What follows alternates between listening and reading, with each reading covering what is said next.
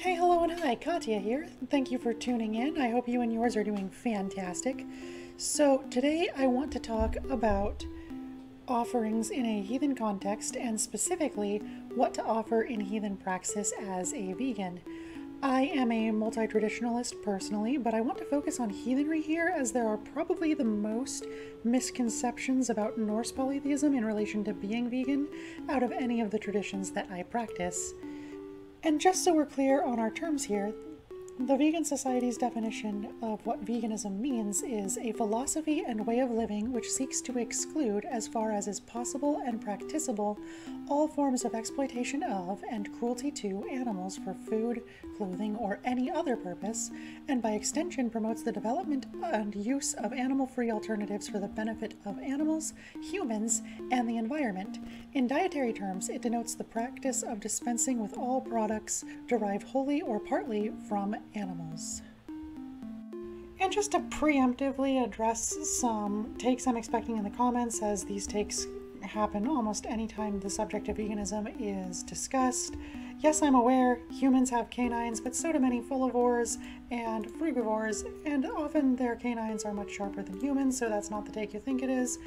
And no, I do not, in fact, need meat to be healthy, as evidenced by the American Academy of Nutrition and Dietetics, as well as the British Dietetic Association, which are some of the largest associations of nutritionists in the world. Also, I'm an athlete and in pretty good shape, so there is that. And finally, yes, if I was stranded and had nothing to eat but meat or die, in that situation I would eat meat, but in the exact same scenario I'd likely also eat you, so I don't think base survival situations are the best metric for determining what I should do ethically as an individual.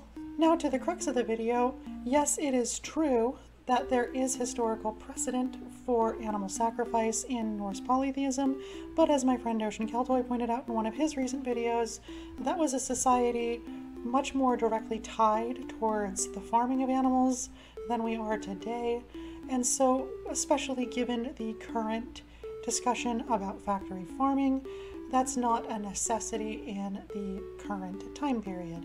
So it is true, as a heathen, I am trying to reconstruct Norse polytheism, but part of doing that, in my opinion, is adapting the spirit thereof in the modern world based on the information we have now. And for me, and this is a descriptor of my practice, not necessarily a prescription, is actually to be vegan. And while it is true you do not need to use the have 'em all to be heathen, I do use it personally, and stanza 145 reads, "It is better not to pray at all than to pray for too much. Nothing will be given that you won't repay. It is better to sacrifice nothing than to offer too much. Odin carved this before the birth of humankind, when he rose up and returned again." So for me, that passage implies in the modern world that offering animals in my practice would be far too great of a sacrifice, in that there is no need for it. I feel no connection drawing me to it. With that much being said, there are plenty of things with historical precedent you can offer as a vegan heathen, such as salt, as well as many grains like barley, rye, oat, millet, and wheat, though barley and rye were the most ubiquitous in Old Norse society. This one does not have as much historical precedent as I am able to tell, but does have lots of other historical precedent outside of Old Norse society, in other polytheist societies, ancient and modern, which is incense. And incense is readily available and commonly used in pagan circles in the modern era, so I think that's totally valid. Another example is I offer porridge to the Nissa, especially during Yule, that's house gods.